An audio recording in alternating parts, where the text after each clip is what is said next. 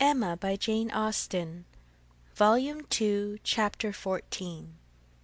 Mrs. Elton was first seen at church, but though devotion might be interrupted, curiosity could not be satisfied by a bride in a pew, and it must be left for the visits in form, which were then to be paid, to settle whether she were very pretty indeed, or only rather pretty, or not pretty at all. Emma had feelings, less of curiosity than of pride or propriety, to make her resolve on not being the last to pay her respects, and she made a point of Harriet's going with her, that the worst of the business might be gone through as soon as possible. She could not enter the house again, could not be in the same room to which she had with such vain artifice retreated 3 months ago, to lace up her boot, without recollecting. 1,000 vexatious thoughts would occur, compliments, charades, and horrible blunders, and it was not to be supposed that poor Harriet should not be recollecting too, but she behaved very well, and was only rather pale and silent. The visit was of course short, and there was so much embarrassment and occupation of mind to shorten it, that Emma would not allow herself entirely to form an opinion of the lady, and on no account to give one, beyond the nothing meaning terms of being elegantly dressed and very pleasing. She did not really like her. She would not be in a hurry to find fault, but she suspected that there was no elegance. Ease, but not elegance. She was almost sure that for a young woman, a stranger, a bride, there was too much ease. Her person was rather good, her face not unpretty, but neither feature, nor air, nor voice, nor manner were elegant. Emma thought at least it would turn out so. As for Mr. Elton, his manners did not appear, but no, she would not permit a hasty or a witty word from herself about his manners. It was an awkward ceremony at any time to be receiving wedding visits, and a man had need be all grace to acquit himself well through it. The woman was better off. She might have the assistance of fine clothes, and the privilege of bashfulness, but the man had only his good sense to depend on, and when she considered how peculiarly unlucky poor Mr. Elton was in being in the same room at once with the woman he had just married, the woman he had wanted to marry, and the woman whom he had been expected to marry, she must allow him to have the right to look a little wise, and to be as much affectedly, and as little really easy could be. "Well, Miss Woodhouse," said Harriet, when they had quitted the house, and after waiting in vain for her friend to begin. "Well, Miss Woodhouse," with a gentle sigh, "what do you think of her? Is not she very charming?" There was a little hesitation in Emma's answer. "Oh, yes, yes, a very pleasing young woman. I think her beautiful, quite beautiful. Very nicely dressed, indeed, a remarkably elegant gown. I am not at all surprised that he should have fallen in love. Oh, no, there is nothing to surprise one at all. A pretty fortune, and she came in his way." "I dare say," returned Harriet, sighing again, "I dare say she was very much attached to him." "Perhaps she might, but it is not every man's fate to marry the woman who loves him best. Miss Hawkins perhaps wanted a home, and thought this the best offer she was likely to have." "Yes," said Harriet earnestly, "and well she might. Nobody could ever have a better. Well, I wish them happy with all my heart. And now, Miss Woodhouse, I do not think I shall mind seeing them again. He is just as superior as ever, but being married, you know, it is quite a different thing. No, indeed, Miss Woodhouse, you need not be afraid. I can sit and admire him now without any great misery. To know that he has not thrown himself away is such a comfort. She does seem a charming young woman, just what he deserves. Happy creature! He called her Augusta. How delightful!" When the visit was returned, Emma made up her mind. She could then see more and judge better. From Harriet's happening not to be at Hartfield, and her father's being present to engage Mr. Elton, she had 1/4 of the lady's conversation to herself, and could composedly attend to her. And the 1/4 quite convinced her that Mrs. Elton was a vain woman, extremely well satisfied with herself, and thinking much of her own importance; that she meant to shine and be very superior, but with manners which had been formed in a bad school, pert and familiar; that all her notions were drawn from one set of people and one style of living; that if not foolish she was ignorant, and that her society would certainly do Mr. Elton no good. Harriet would have been a better match. If not wise or refined herself, she would have connected him with those who were. But Miss Hawkins, it might be fairly supposed, from her easy conceit, had been the best of her own set. The rich brother-in-law near Bristol was the pride of the alliance, and his place and his carriages were the pride of him. The very first subject after being seated was Maple Grove. My brother, Mr. Suckling's seat, a comparison of Hartfield to Maple Grove. The grounds of Hartfield were small, but neat and pretty, and the house was modern and well built. Mrs. Elton seemed most favourably impressed by the size of the room, the entrance, and all that she could see or imagine. Very like Maple Grove indeed! She was quite struck by the likeness. The room was the very shape and size of the morning room at Maple Grove, her sister's favourite room. Mr. Elton was appealed to. Was not it astonishingly like?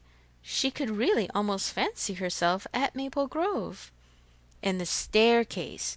You know, as I came in, I observed how very like the staircase was, placed exactly in the same part of the house. I really could not help exclaiming. I assure you, Miss Woodhouse, it is very delightful to me to be reminded of a place I am so extremely partial to as Maple Grove. I have spent so many happy months there. With a little sigh of sentiment. A charming place, undoubtedly. Everybody who sees it is struck by its beauty, but to me it has been quite a home. Whenever you are transplanted, like me, Miss Woodhouse, you will understand how very delightful it is to meet with anything at all, like what one has left behind. I always say this is quite one of the evils of matrimony. Emma made as slight a reply as she could, but it was fully sufficient for Mrs. Elton, who only wanted to be talking herself. So extremely like Maple Grove! And it is not merely the house. The grounds, I assure you, as far as I could observe, are strikingly like. The laurels at Maple Grove are in the same profusion as here, and stand very much in the same way, just across the lawn.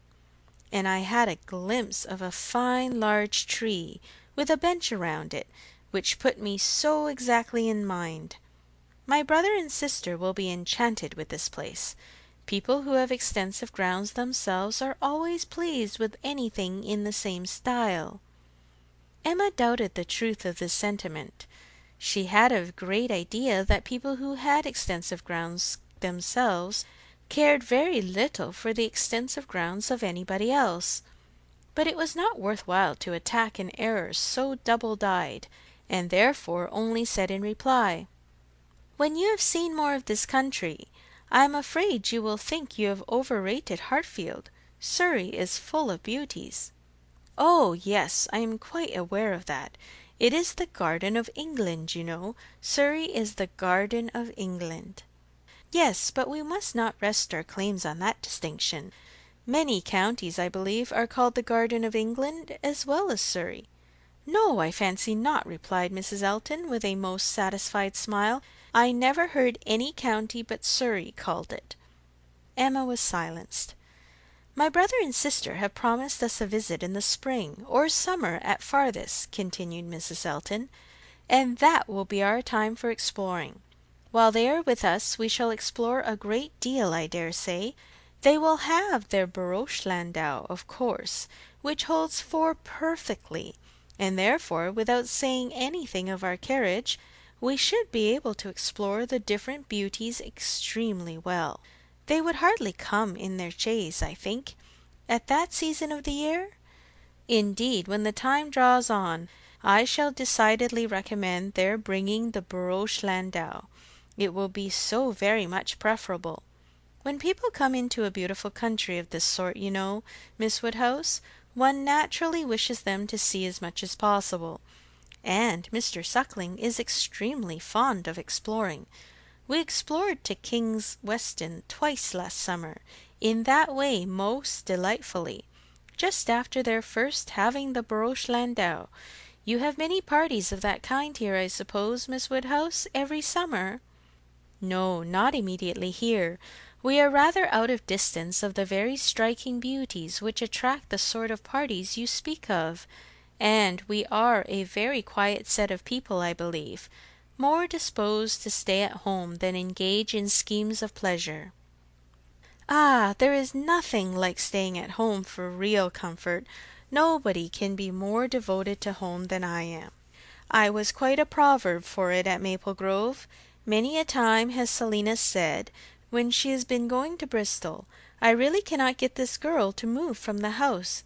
I absolutely must go in by myself, though I hate being stuck up in the barouche landau without a companion.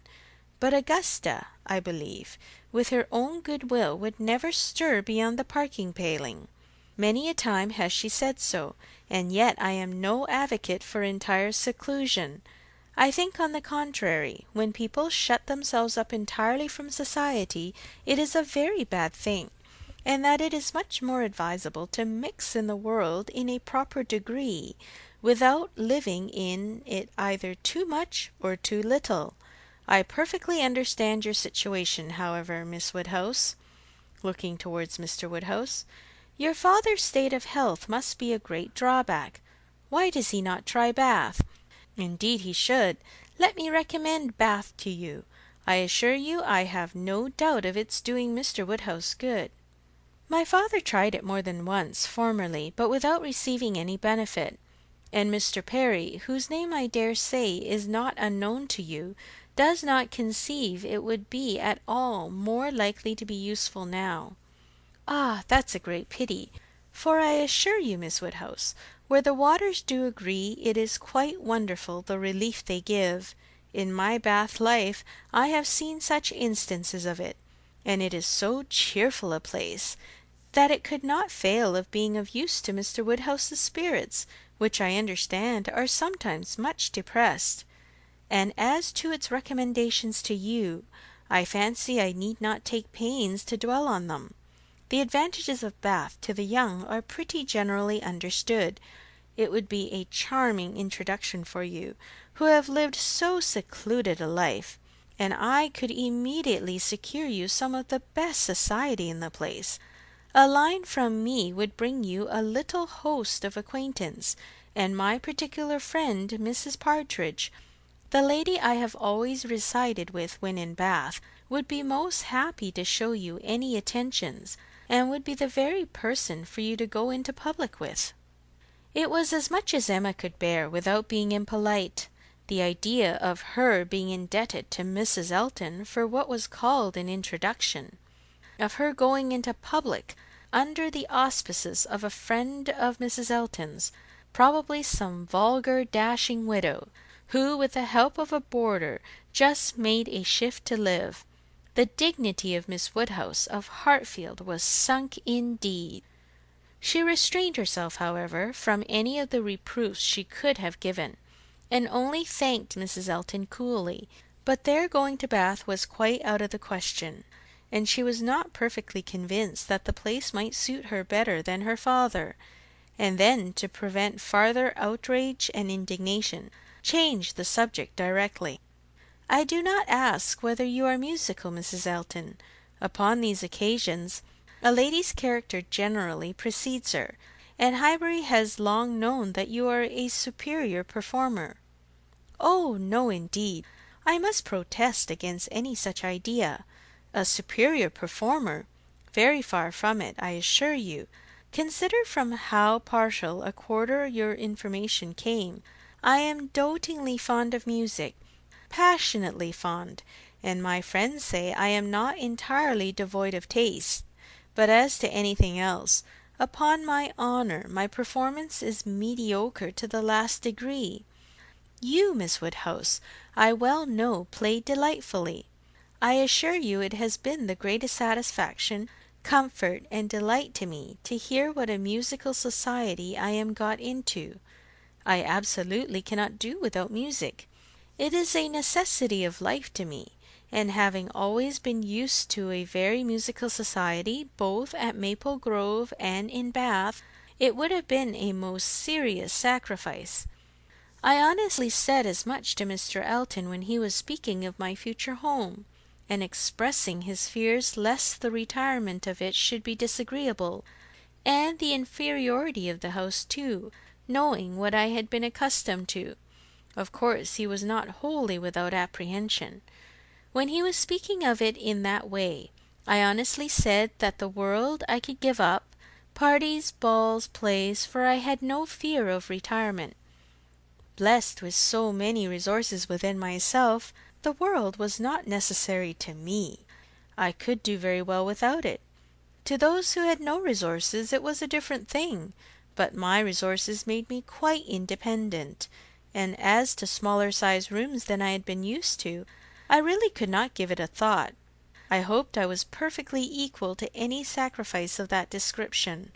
Certainly I had been accustomed to every luxury at Maple Grove, but I did assure him that 2 carriages were not necessary to my happiness, nor were spacious apartments. "But," said I, "to be quite honest, I do not think I can live without something of a musical society. I condition for nothing else, but without music life would be a blank to me." "We cannot suppose," said Emma, smiling, "that Mr. Elton would hesitate to assure you of there being a very musical society in Highbury, and I hope you will not find he has outstepped the truth more than may be pardoned, in consideration of the motive." "No, indeed, I have no doubts at all on that head. I am delighted to find myself in such a circle. I hope we shall have many sweet little concerts together. I think, Miss Woodhouse, you and I must establish a musical club, and have regular weekly meetings at your house or ours.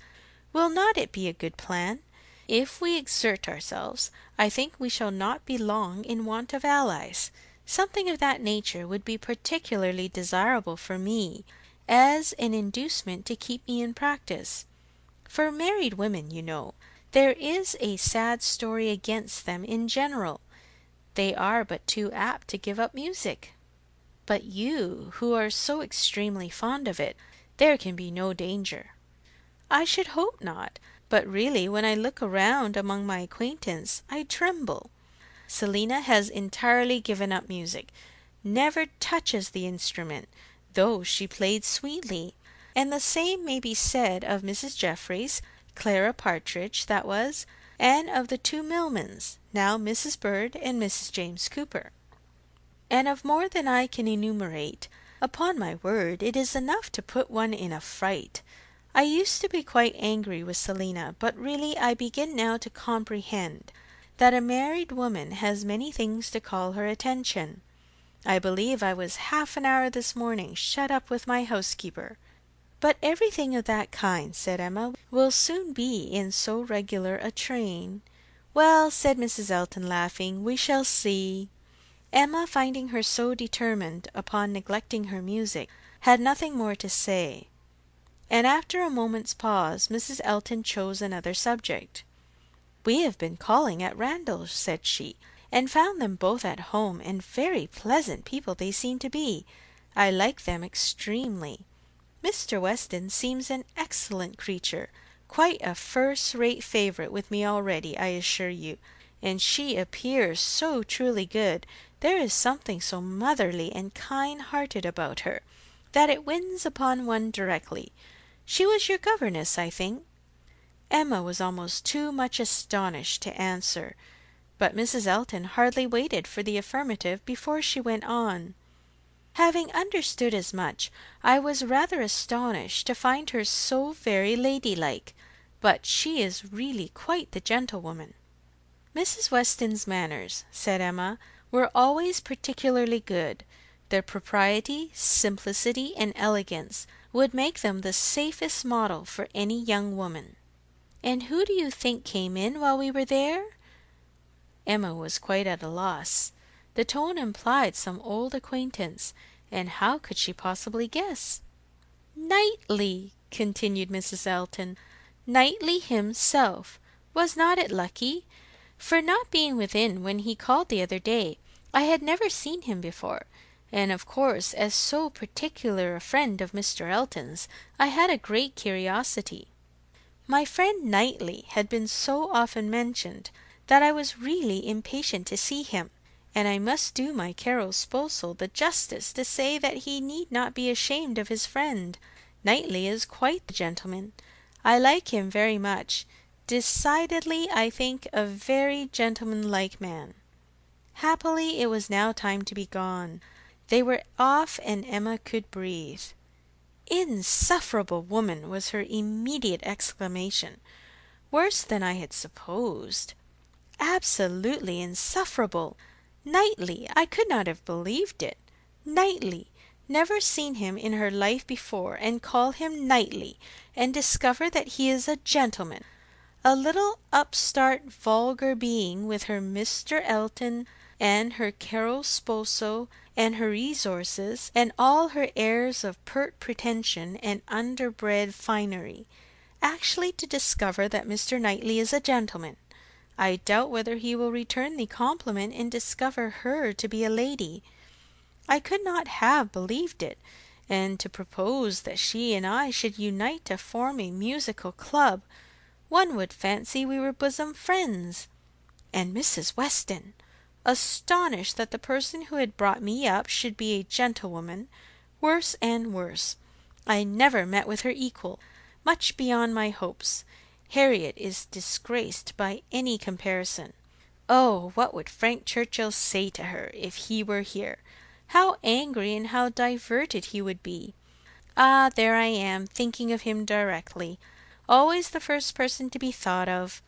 How I catch myself out! Frank Churchill comes as regularly into my mind." All this ran so glibly through her thoughts, that by the time her father had arranged himself, after the bustle of the Eltons' departure, and was ready to speak, she was very tolerably capable of attending. "Well, my dear," he deliberately began, "considering we never saw her before, she seems a very pretty sort of young lady, and I dare say she was very much pleased with you. She speaks a little too quick. A little quickness of voice there is which rather hurts the ear. But I believe I am nice. I do not like strange noises, and nobody speaks like you and poor Miss Taylor. However, she seems a very obliging, pretty behaved young lady, and no doubt will make him a very good wife, though I think he had better not have married. I made the best excuses I could for not having been able to wait on him. And Mrs. Elton, on this happy occasion, I said that I hoped I should in the course of the summer, but I ought to have gone before. Not to wait upon a bride is very remiss. Ah, it shows what a sad invalid I am. But I do not like the corner into Vicarage Lane. I dare say your apologies were accepted, sir. Mr. Elton knows you. Yes, but a young lady, a bride. I ought to have paid my respects to her if possible. It was being very deficient. But, my dear papa, you are no friend to matrimony, and therefore why should you be so anxious to pay your respects to a bride? It ought to be no recommendation to you. It is encouraging people to marry if you make so much of them. No, my dear, I never encouraged anybody to marry, but I would always wish to pay every proper attention to a lady, and a bride especially is never to be neglected. More is avowedly due to her. A bride, you know, my dear, is always the first in company, let the others be who they may. "Well, papa, if this is not encouragement to marry, I do not know what is, and I should never have expected you to be lending your sanction to such vanity baits for poor young ladies. My dear, you do not understand me. This is a matter of mere common politeness and good breeding, and has nothing to do with any encouragement to people to marry." Emma had done. Her father was growing nervous and could not understand her. Her mind returned to Mrs. Elton's offences, and long, very long, did they occupy her. End of Volume 2, Chapter 14.